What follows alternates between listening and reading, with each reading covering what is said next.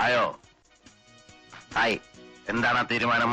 ഗോപാലകൃഷ്ണ പണിക്കർ എന്ന house owner അയാളുടെ വീട്ടിൽ തന്നെ താമസിക്കും എന്നാണ് ആ തീരുമാനം. ഏത് വീട്ടിൽ? ഈ വീട്ടിൽ, എന്റെ ഈ വീട്ടിൽ, അഹങ്കാരികളായ ഈ വാടകക്കാർ താമസിക്കുന്ന ഈ വീട്ടിൽ, RT ഓഫീസിലെ ക്ലർക്കായിരുന്ന എന്റെ അച്ഛൻ എന്റെ പേരിൽ എഴുതി വെച്ച ഈ വീട്ടിൽ.